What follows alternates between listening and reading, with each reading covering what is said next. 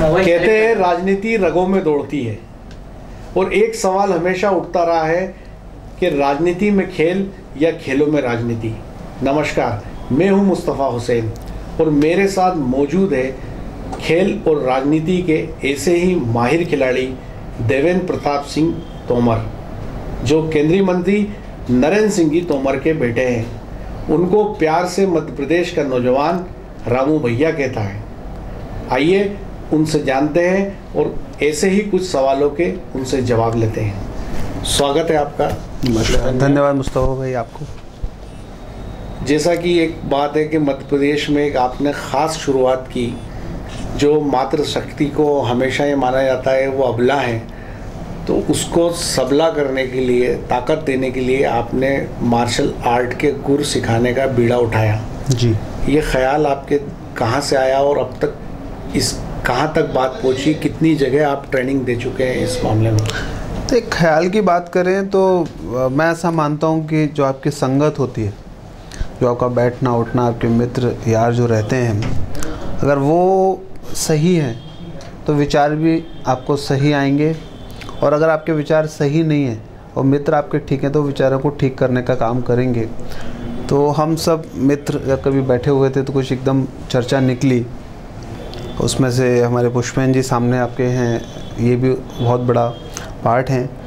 तो कहीं ना कहीं ये बात आई कि यार कुछ ना कुछ ऐसा अलग करें जिससे समाज में कुछ अच्छा मैसेज जाए कि पॉलिटिकली तो कार्यक्रम बहुत होते हैं, लेकिन कुछ सामाजिक, मतलब पॉलिटिक्स से हट के, क्योंकि कहीं ना कहीं जब पॉलिटिकल बैकग्राउंड है तो आदमी सोचता है कि जो भी हम काम कर रहे हैं उसके पीछे कहीं ना कहीं पॉलिटिकल मनसा है। तो हमने जब कार्यक्रम, ये विचार कार्यक्रम का आया तो मैं क्या किया जाए, तो भैया से बात हुई सब लोगों से, उन्होंने कहा कि अपन महिलाओं को आत्मरक्षा की ट्रेनिंग देते हैं। तो निश्चित तौर पर मैं तो दे नहीं सकता, हम सब लोगों ने बात की, धीरे धीरे उसके एक्सपर्ट्स आए, सबसे बात हुई। पहला कार्यक्रम हम लोगों ने ग्वालियर में किया।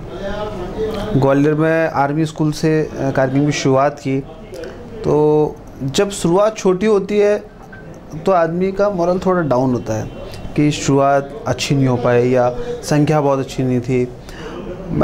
हम लोगों ने पहला कार्यक्रम किया और पहले कार्यक्रम में करीबन 1800 से 2000 बच्चे लगभग उस कार्यक्रम में थे। तो हमको लगा कि नहीं, बच्चे इसमें रुचि ले रही हैं, हमारी जो बहनें हैं वो रुचि ले रही हैं। और जब कार्यक्रम करते करते जब हमने एंड किया, मतलब 15 दिन पूरा कार्यक्रम चलाया, तो ग्वालियर में करीब हम 10,000 से ऊपर बच्चों को। और पूरे प्रदेश में अब तक कितने लोगों को ट्रेनिंग में लगभग हमारा 1.5 के ऊपर हम लोग जा चुके हैं। बाकायदा हम लोग जिनको ट्रेनिंग देते हैं उनका डाटा भी रखते हैं, जिससे आगे हम उनके संपर्क में भी रहें। कभी कुछ मैसेज है, कभी कुछ अच्छा जो पॉजिटिव मैसेज। मार्शल आर्ट को कितना ज़रूरी मानते हैं आप? देखिए, महिलाओं के लिए नहीं, ये वैसे सभी के लिए आवश्यक है। महिलाओं को तो हम लोग इसलिए स्पेशल ट्रेनिंग इसलिए कि महिलाओं के साथ घटनाएं बहुत ज़्यादा होती हैं, इसलिए महिलाओं के लिए मानते हैं। पुरुष के लिए भी बहुत इम्पोर्टेंट है। अगर पुरुष के साथ अगर 2 लोग हैं सपोज़, और या कोई बहुत ताकतवर आदमी है और वो उस पर प्रहार कर रहा है, तो आप कैसे अपने आप को सेव करेंगे? एक ख़ास बात मैं आपसे पूछ रहा था कि अगर भारत के नक्शे में बात की जाए तो मध्य प्रदेश का खेलों में जगह दिखाई नहीं देती। आम तौर पे खेलों में हमारा प्रदेश पिछड़ा हुआ है जी। आप कई संघों को देखते हैं, क्या आपने पाया, क्या ये बात सही है? नहीं, देखिए, अगर आप पिछड़ने की बात करें तो मैं हो सकता है 15 साल पहले की बात करें तो थोड़ा सा हम पिछड़ा मान सकते थे। लेकिन मुझे खुशी इस बात की है कि जब सरकार यहाँ बीजेपी की आई थी तो मुझे याद है उस समय शायद 2,98,00,000 या 2-3 करोड़ के आसपास पूरा खेल का बजट हुआ करता था। मतलब कोई देख रेख नहीं थी, ना टाइम से तनख्वाह बढ़ती थी, खेल डिपार्टमेंट में कुछ भी नहीं होता था। लेकिन मुझे खुशी है कि मतलब आखिरी जो अपने मुख्यमंत्री जी शिवराज सिंह चौहान जी की जो सरकार थी, 200 करोड़ से ऊपर तक का बजट आज स्वीकृत है। जो खिलाड़ी हैं उनको टाइम से उनकी छात्रवृत्ति मिलती है, मतलब उनको आगे बढ़ाने के लिए जो सुविधाएं सरकार को देनी है वो लगातार सुविधाएं दे रही है। जो सुविधाएं दी उससे आप संतुष्ट हैं? देखिए, मेरा ऐसा मानना है कि सरकार सुविधा दे सकती है, लेकिन कहीं ना कहीं खिलाड़ी को भी अपना 100% देना होगा। अगर आप सुविधाओं की बात करें तो मैरी कॉम और सरिता देवी के बाद कौन सी सुविधाएं थी? वो ऐसे पिछड़े क्षेत्र से आती थी जहाँ मतलब संभव भी नहीं है। लेकिन जब वो प्रतिभा निकल कर आई, उसके बाद केंद्र सरकार ने वहाँ 2 बड़े मतलब स्पोर्ट्स के कॉम्प्लेक्स वहाँ स्थापित किए। तो मुझे लगता है कि खिलाड़ी को भी आवश्यकता ये है कि वो सुविधा का इंतजार नहीं करना चाहिए, सुविधा के लिए हमें लगातार प्रयास करना चाहिए। जब प्रतिभा निकलेगी तो ऑटोमेटिकली सरकार अगर कहीं नहीं ध्यान दे पा रही है तो ऑटोमेटिकली सरकार उस जगह ध्यान देगी। तो मैरी कॉम इसका सबसे बड़ा उदाहरण है कि मैरी कॉम ने जब वर्ल्ड कप वहाँ जीता, उसके बाद पूरी दुनिया ने ध्यान दिया, तो भारत सरकार ने भी ध्यान दिया। फिर भी कहीं ना कहीं आपको लगता तो होगा कि 130 करोड़ का ये देश है, अगर दुनिया के नक्शे पे देखें तो खेलों में हमारी उतनी जगह नहीं बन पाई है। देखिए, अब उसकी बात करें तो सरकार प्रयास कर रही है। जैसे खेलो इंडिया अभी लॉन्च किया उन्होंने, तो उन्होंने खेलो इंडिया में ऐसा नहीं है कि हमने अभी मतलब 2 साल पहले लॉन्च किया और हम तुरंत चाहें। उसके लिए सबका डेडिकेशन बहुत आवश्यक है। खेलो इंडिया में जो बच्चे हैं, मतलब सरकार ने प्रयास किया है कि हम उन बच्चों को प्रोत्साहित करें, उनको ज़्यादा से ज़्यादा मतलब छात्रवृत्ति कहें या प्राइज़ मनी कहें या ट्रेनिंग कहें, मतलब सरकार ये प्रयास कर रही है कि हम आज से स्क्रूटनी करें बच्चों की, और जो आने वाले समय में बच्चों को टारगेट कर पाएँ। क्योंकि अभी क्या होता है कि हमारे सिस्टम थोड़ा अलग है। मतलब जो प्रतिभाशाली बच्चे होते हैं, कई बार वो किसी एसोसिएशन, फेडरेशन, बहुत सारे अलग अलग विषय रहते हैं, उनके कारण कई बार मौके नहीं मिल पाते। तो सरकार ने प्रयास किया है कि खेलो इंडिया के तहत हम उन बच्चों की स्क्रूटनी करें और उनको सुविधाएं दें।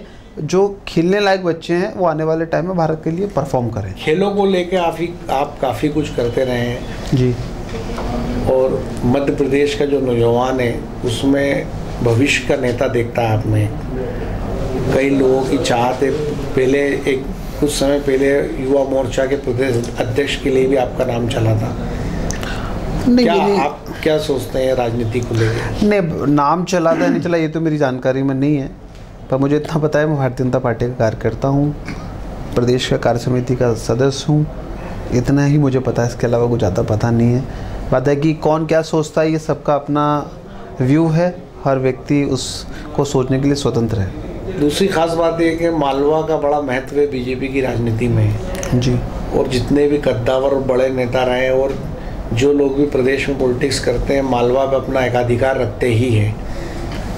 और आपके पिताश्री तोमर साहब का भी बड़ा जनाधार है मालवा में, और आपके मालवा में जो लगातार दौरे हैं, इंदौर में भी आपने कई कार्यक्रम किए, दूसरे ज़िलों में भी किए, और जहाँ इस समय आप बैठे, ये संघ परिवार की नर्सरी कहलाता है नीमच ज़िला, आपके दौरे से कई अटकलें लगाई जा रही हैं। नहीं, कार्यक्रम करना तो क्या है कि जहाँ खेल को सकारात्मक दिशा मिलेगी, जहाँ संसाधन बहुत आसानी से उपलब्ध होंगे, तो निश्चित तौर पर कार्यक्रम वहीं किए जाएंगे।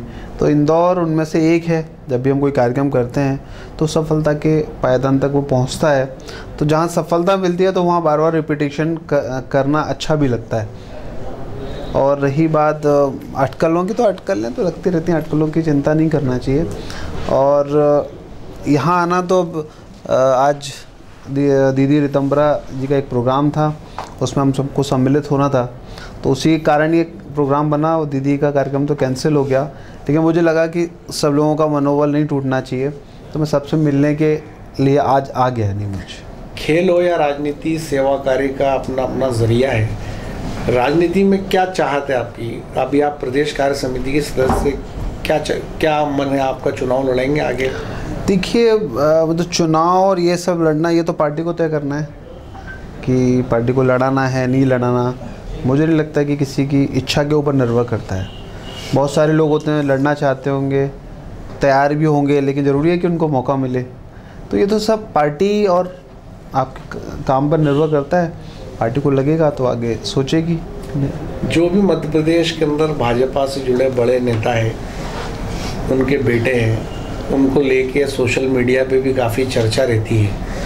और आपके नीमच आने पे मैंने भी सोशल मीडिया खंगाला जी, तो सोशल मीडिया पे आपकी रैंकिंग और रेटिंग भी ज़बरदस्त है। तो जिस तरह से प्रदेश में आप लोगों के बीच अपनी एक नई पहचान बना रहे हैं, तो लोगों को ये तो लगता है कि आप आने वाले समय में बीजेपी में बड़ी जिम्मेदारी संभालेंगे। देखिए, कल का तो कोई भरोसा नहीं है। आपकी बात सही भी हो सकती है और नहीं भी हो सकती है। और रही बात सोशल मीडिया की, तो निश्चित तौर पर जो हमारे नज़दीक होते हैं, जो हमारे बहुत पास होते हैं, तो उनका सोचना दिल से रहता है, चाहे वो कुछ बने या ना बने, वो हमेशा साथ रहने वाले लोग हैं।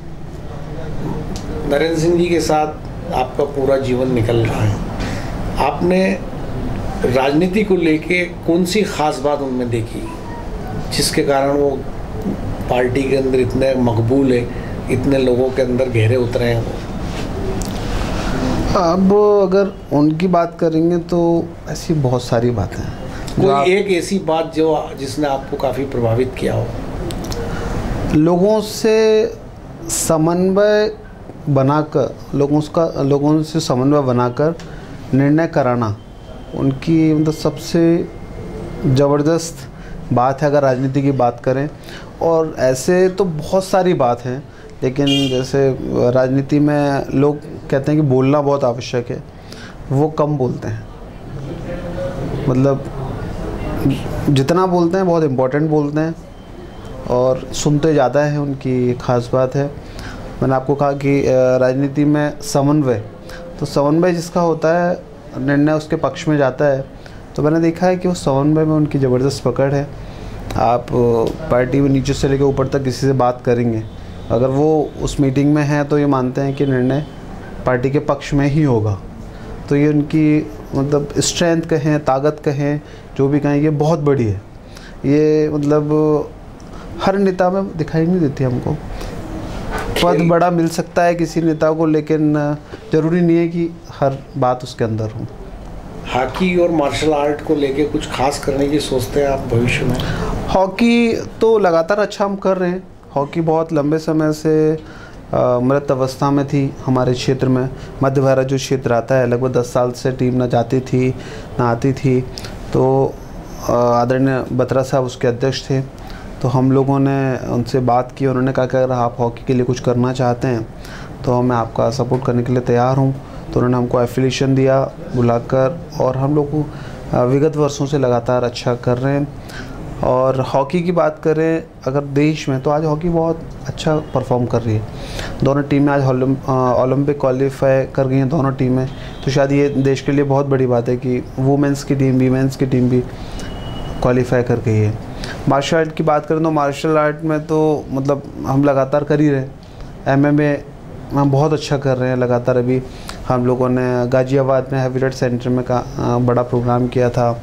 इंदौर में अभी बहुत ही ज़बरदस्त प्रोग्राम किया, जहाँ खली भी आए थे, आपने सुना होगा, मतलब पूरा स्टेडियम फुल था। ग्वालियर में हमने पहले किया था, तो गुरु रंधावा उसमें लाइव परफॉर्म किया था उन्होंने। तो ऐसे लगातार हम कार्यक्रम। एक आखिरी सवाल है आपसे कि क्या आपको लगता है कि खेलों में राजनीति हावी है? मुझे लगता है कि राजनीति तो खैर मैं ऐसा मानता हूँ कि व्यक्ति की नीयत पर डिपेंड करता है। मतलब हो सकता अगर व्यक्ति अच्छा है तो वो राजनीति भी ईमानदारी से करेगा, और खेल में अगर वो राजनीतिक व्यक्ति अगर खेल में है और अगर व्यक्ति अच्छा है तो खेलों में भी उसके निर्णय बहुत अच्छे होंगे।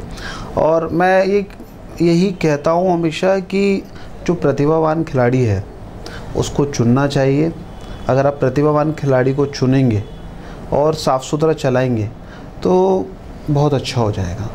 मतलब राजनीति कहीं ना कहीं आती है तो इसी से आती है कि साहब ये मेरा भाई है, ये भतीजा है, ये इसका है, ये उसका है, तो ये कहीं ना कहीं उसका हिस्सा बन जाते हैं। मुझे लगता है कि व्यक्ति की नीयत साफ़ होना चाहिए। और राजनीति और खेल दोनों अलग अलग विषय हैं, लेकिन होता क्या है कि अगर जब संसाधनों की आवश्यकता होती है तो निश्चित तौर पर राजनीतिक व्यक्ति थोड़ा समर्थ होता है, और अगर व्यक्ति अच्छा है तो खेल भी बहुत ऊपर जा सकते हैं। शुक्रिया, thank you so much, thank you.